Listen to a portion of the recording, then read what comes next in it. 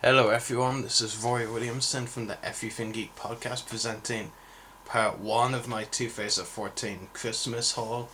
As you may know, of course, as you obviously know, I'm the host of the Everything Geek podcast and the founder of it. Well, you may not have known, some of you will, most of you probably won't. Actually, I did used to go by a YouTube name separate as Destroyers, where I did a sort of video collecting videos. Well, basically a summary before I actually get into the haul is I'm not doing that channel anymore. All videos basically are going to be done here on the podcast channel because, it's pretty hard managing between two channels. I'll provide more details on Facebook in a couple of days because after our live show this Saturday I'm going to be posting some of our plans of my personal plans. Going to be doing a whole lot of that basically. But just want to give you a quick summary at the start of this video so you know what to expect after the live show this Saturday. But as I said, this is actually my Christmas haul video, so might as well show you some stuff. So the reason I said part 1 is because you may have noticed on that previous channel I mentioned, Separate Destroyers, is, usually I get presents from my mum's side of the family, and then from my dad's part of the family is usually the part 2. So this is mostly my mum's side of the family. Gonna start off with a couple of collectibles. I didn't really get that many collectibles, but that's also mostly dad's side of the family. I did get a couple of really cool Lego sets though. Got the Lego Star Wars Mos Eisley Cantina, which was a part of the summer wave this year, I believe. I wanted to say it was part of the summer wave. It is a really nice set, and I believe of all the summer sets it's the one that comes with the most minifigures, but considering 3 of them are the same, we get 3 Biffs, which is pretty good. I'm not sure if they've ever released Biff minifigures before. I don't think they have.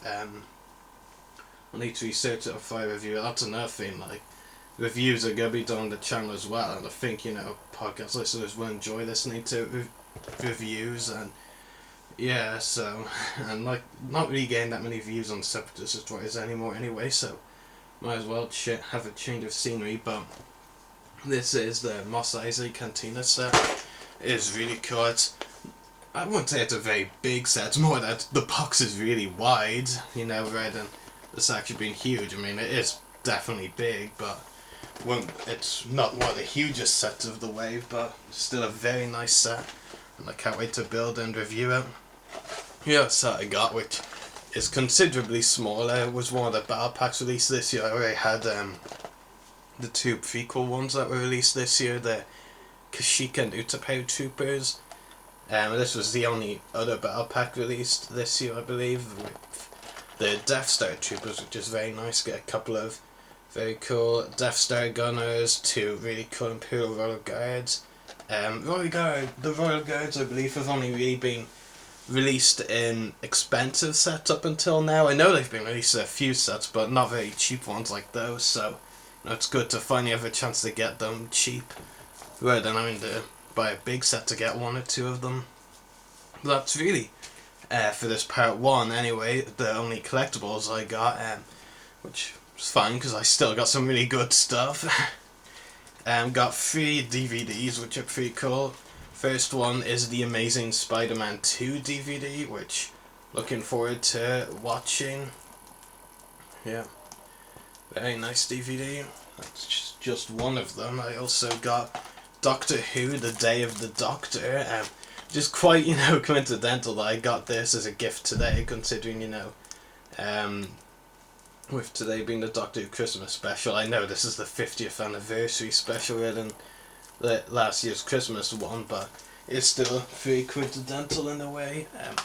And lastly, and I know when I say this instantly it's going to be sacrilege to some people and they'll probably want to stop listening, but I've never seen Lord of the Rings, so getting a DVD set with all 3 of them, makes it considerably easier to watch them, I'll say that. So when I find the time to do so, I definitely plan to watch all 3 of them. I kind of lied, I did watch them before, I just never really got into them, but I was like that for a lot of movies and TV shows back in the day, and now I like a lot more, so I'm sure I'll get into them this time. Gonna divide the next things that as per my whole video into 2 sections, which is books. I've got Star Wars books and non-Star Wars books, basically. Starting with the Star Wars books, got Tarkin, one of the new ones. I believe it was only released last month in November.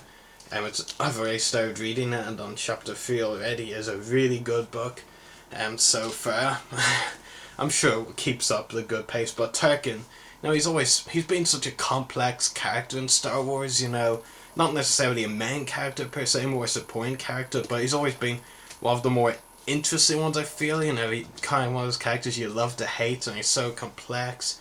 He's always been a well-written character in the Star Wars universe, so, a whole book with him as the main character, just really great. Yeah. Also got a couple of the Star Wars Rebels books. Of course, we've been discussing the show on the podcast so far. I've been really enjoying the show. Looking forward to getting some of the cast members on the podcast soon. First of all, Ezra's Gamble, which is the book that stars Ezra Bridger and Bounty Hunter Bosk. Of course, some of you Star Wars fans will have noticed that on the cover, of course, Ezra is his Rebels design. Well, he's only in Rebels, he hasn't been anything else Star Wars. But the Bosk is actually his Clone Wars design, which is pretty bizarre, when you can compare the two, because obviously the animation is considerably different between the two shows. It's weird seeing Ezra with the Rebels animation, Bosk with the Clone Wars animation. It's pretty weird.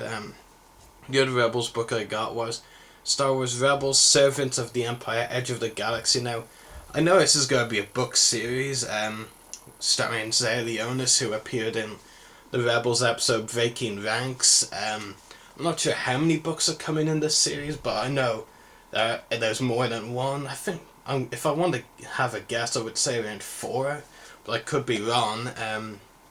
Yeah, Zaya Leonis is the main character of them, and I'm pretty sure that first book is actually prior to the events of Breaking Ranks, so should be an interesting read. One of the other books I got, Star Wars, it's actually a Legends book, and now it even has the Legends banner, is Star Wars Obi-Wan Kenobi, written by John Jackson Miller, the author of A New Dawn, one of the new canon books, who we interviewed on the podcast a couple of months ago.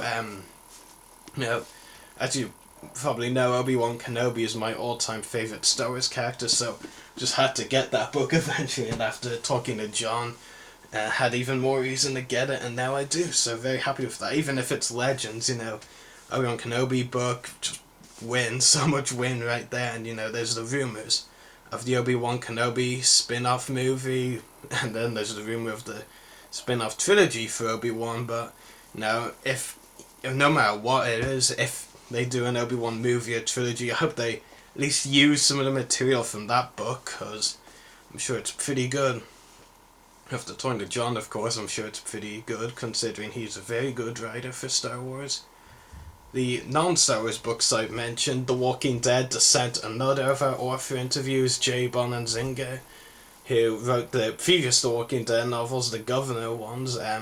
This is his first, kind of in a standalone series, with the Governor ones, Robert Kirkman was still basically gave him most of the ideas that he used in the Governor novels. In this one, he's kind of, doing his own thing with approval from Robert, so it's pretty cool. I'm looking forward to seeing what ideas he came up with for Descent.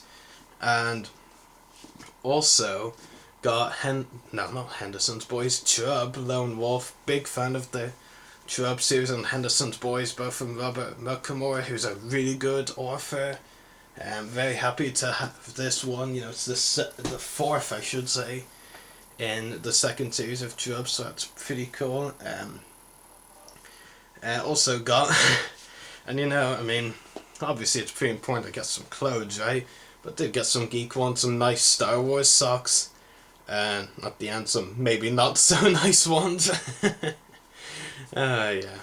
But I'm sure the other ones are wearable. Actually, I'm not even sure why Darth Vader is with pink, but maybe that's Vader's fashion sense when he's not serving as a leader of the Empire. I don't know. You actually have a better look at them, kind of here. I'm not sure if you can see it, but yeah. Nope, Vader did not wear pink. Don't talk about that special thing that was released a while ago with the Darth Vader and the pink Darth Vader. Don't even mention that. seriously don't. Also Doctor Who socks, classic series again. I've a few Fourth Doctor era ones. Red Dalek and White Dalek Sonic Exterminate. I think the Red Dalek might be a Supreme one. Might be wrong. A couple of other assorted Star Wars gifts. Key covers. Pretty nice, right? Yeah, I like them too. And this one.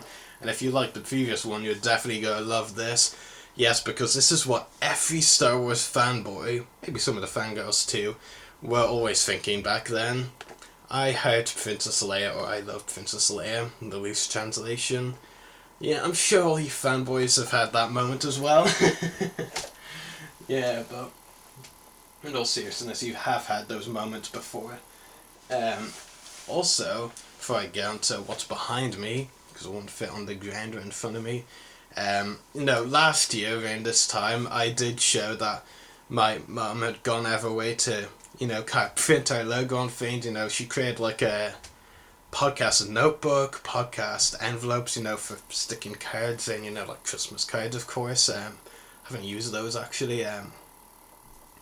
Yeah, she created a few, mugs as well, mugs. Now, my creative mum has gone and made Everything Geek podcast pens, which is pretty impressive, is it not? I like them.